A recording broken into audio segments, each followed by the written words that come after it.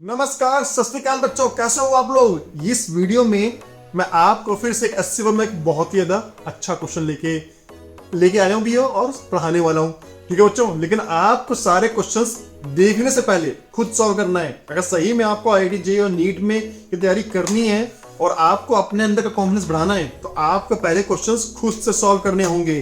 तो क्वेश्चन खुद से सॉल्व करने के लिए आपको वीडियो को पॉज करना है, क्वेश्चन का आंसर निकालना है, उसके ऊपर मेरे आंसर्स को मैच कर लेना है। तो चलो देखते हैं। A person is standing on A weighing machine placed on the floor of an elevator. बहुत सारे क्वेश्चन एलिवेटर पे आ रहे हैं। अब ये ऊपर जाता है, कभी नीचे आता है, एक्सेलरेशन होता है, एक्सेलरेशन होता है। हमें कुछ नहीं करना, हमें बस एक्सेलरेटर का, नॉट एक्सेलरेटर, एलिवेटर का एक्सेलरेशन को रोक के अंदर वाले आइटम्स को दे देनी है ना। हमें बस फ्रेम का एक्सेलरेशन रोकना है, उसको उसका एक्सेलरेशन उठा के जो फ्रेम में चीजें हैं उसको हम उल्टे डायरेक्शन में दे देना है। इतना करना है। Inertial, non inertial, acceleration, non accelerated, इसके लिए पढ़ाने के लिए अच्छी है, बट आइटम वो मतलब इसलिए टॉपिक का नाम ये है वो है, बट नॉर्मल सारी चीजें वैसे ही काम करती है जैसे कि मैं बता रहा हूँ आपको। तो क्वेश्चन बहुत आसानी से वैसे ही सॉल्व करना है। तो person is standing on A weighing machine placed on A floor of an elevator. The elevator starts going up with acceleration, moves with uniform velocity for a while and finally it accelerates to stop. The maximum and minimum weight recorded are 72 kg and 60 kg. Assuming that the magnitudes of the acceleration and deceleration are the same, find the true weight of a person, the magnitude of acceleration. ठीक है? G की value 9.9 लेनी है।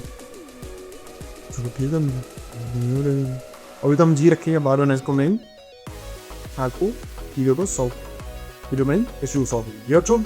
So we're going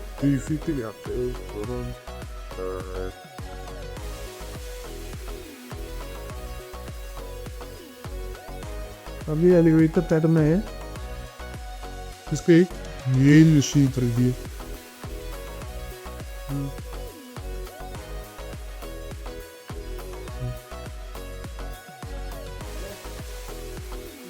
machine पे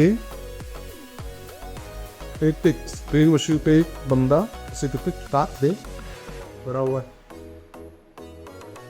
चलो अभी क्या कह रहा है।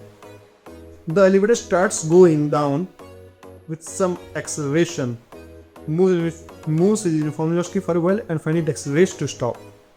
सबसे पहले तो फेज ए में ये एक्सेलरेशन ए से नीचे जा रही थी, उसके बाद फेज बी में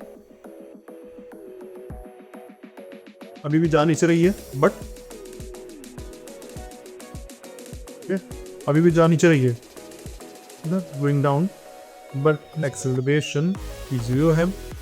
इस बार भी जा नीचे रही है लेकिन स्टॉप हो रही है, एक्सेलरेट हो रही है। उसने ब्रेक लगा दिया है ना एलिवेटर के मोटर ने। उसके बाद ये जा नीचे रही है लेकिन एक्सेलरेशन ऊपर की तरफ लग रहा है, इसलिए फाइनली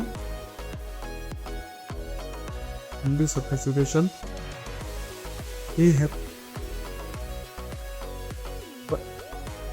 पर तरफ एक्सेलरेशन ए। ठीक है, दोनों ही केस में, तीनों ही केस में जा नीचे ही रही है ना। वेलोसिटी नीचे की ही तरफ है एलिवेटर की, बट एक्सेलरेशन फर्स्ट फेज में नीचे की तरफ है, फिर बीच में एक्सेलरेशन जीरो है और लास्ट में एक्सेलरेशन ए है। The maximum and minimum weight recorded are the 72 kg and 60 kg।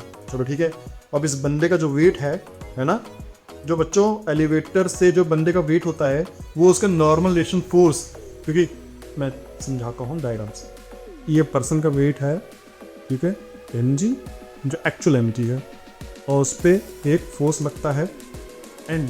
और ये जो n है बेसिकली बच्चों, वो ये जो n है, ये जो नीचे वेइंग मशीन रखी है वो पर्सन पे लगा रहा है।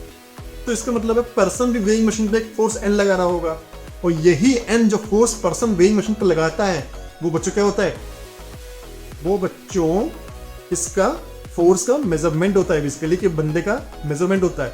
तो जो भी वेइंग मशीन जब भी आपका वेट नापती है तो आपका एक्चुअल वेट नहीं नापती है, आप जितना फोर्स वेइंग मशीन को लगा रहे होते हो वो नापती है। तो इसका मतलब है कि इसका नॉर्मल फोर्स जो वेइंग मशीन लगा रहा है अगर वो चेंज होता है ना, अगर वो चेंज होता है तो वेइंग मशीन भी ज्यादा या कम दिखाएगी। अब पहले केस में क्या है ना, फर्स्ट केस में एक्सेलरेशन, फर्स्ट केस में क्या है, एक्सेलरेशन ए है, ठीक है, नीचे की तरफ आ रहा है, तो उसका मतलब है कि इस पे एक फोर्स एम ए ऊपर तरफ लग रहा होगा, ठीक है ना, क्योंकि हमने अगर एलिवेटर को रोका है, ठीक है ना, अगर हम इसको 0 करेंगे, है ना, तो हम एक फोर्स हमें पर्सन पे ऊपर तरफ लगाना होगा। तो ठीक है, हम केस ए के लिए मतलब फर्स्ट फेज के लिए इसको first phase first L plus T go to G, जहाँ से एन निकलेगा माइनस एल ए, ठीक है, ए की वैल्यू कितनी है हमें नहीं पता, जी माइनस 3, लेकिन हमें एन की वैल्यू पता है, जो मैक्सिमम वेट है, ठीक है, एन की वैल्यू जब ये एक्सेलरेशन नीचे की तरफ जा रहा था, ये एम जी माइनस ए है, तो एन की वैल्यू जो अभी बाद में लिखेंगे, एन की वैल्यू क्या है, फर्स्ट फेज, सेकेंड फेज के लिए, ठीक है ना, सेकेंड फेज के लिए बच्चों यहाँ पे ये एम ए 0 हो जाएगा क्योंकि ये 0 है ना, यहाँ से एन इक्वल टू जी आ जाएगा। और थर्ड फेज के लिए हम एक फिर से डायग्राम बनाएंगे, बोलो भैया डायग्राम बनाते हैं। इस पे तो फोर्स जी नीचे लग रहा है, ठीक है बच्चों, एम जी तो नीचे लग रहा है हमें पता है, ठीक है चलो, लेकिन यहाँ पे एक यहाँ पे एन डैश ऊपर लग रहा है, देन इसको मैं एन डैश बोलता हूँ, उसको डबल डैश बोल देता हूँ, तो एन डबल डैश ऊपर लग रहा है, लेकिन इस बार एक्सेलरेशन ऊपर की तरफ है, मतलब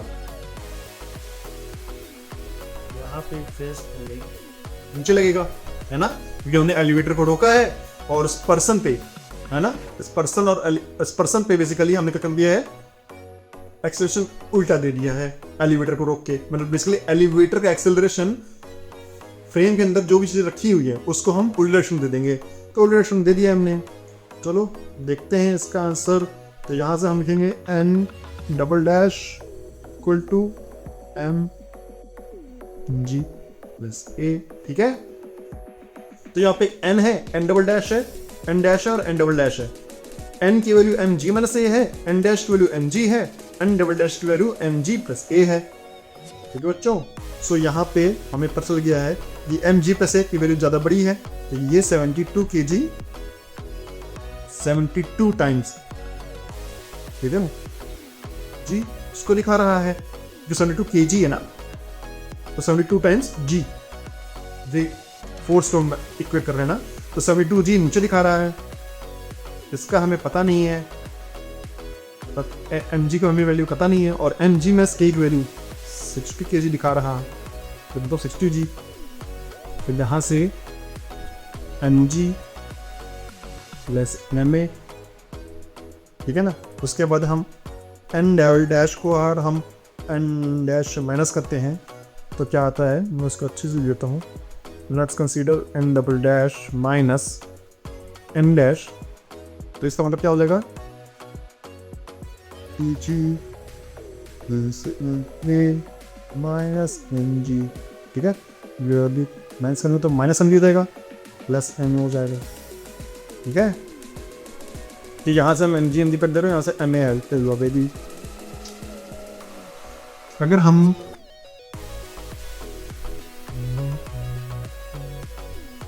यहाँ से हम एम जी डैश डैश कर दे कि तो मेरे ध्यान 72 माइनस 60 12 जी आ गया, एम जी तो कट गया, वैल्यू आ गई है, एम बी की वैल्यू आ गई है 6 जी, बच्चों एम बी की वैल्यू 6 जी आ गई है। यहाँ से हम यहाँ से हम mg माइनस ma हो जाएगा ना, तो यहाँ से हम इस ma को इक्वेशन, इस वाले इक्वेशन में रखते हैं। So n equal to which is 60g equal to mg minus ma, तो 6a हो जाएगा। ठीक है, तो mg की वैल्यू 60g प्लस ये भी g ही है, 6g हो जाएगा। तो यहाँ से 66g हो जाएगा।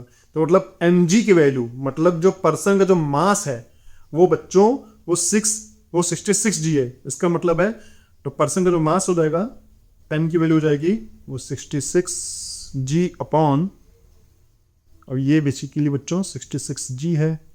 तो यहाँ से m क्या हो जाएगा 66 kg। मैं इसको अलग पेंसिल देता हूँ सो दैट थोड़ा सा आपको समझ में आए। ठीक है, इसको मैं इस वाले पेंसिल लिखूं, सही लग रहा है। तो यहाँ से ये है 66g, g और g कैंसिल हो गया, तो m की वैल्यू 66 kg आ गया है। तो जिन बच्चों का m की वैल्यू 66 kg आ गया है वो बच्चे बहुत बढ़िया कर रहे हैं।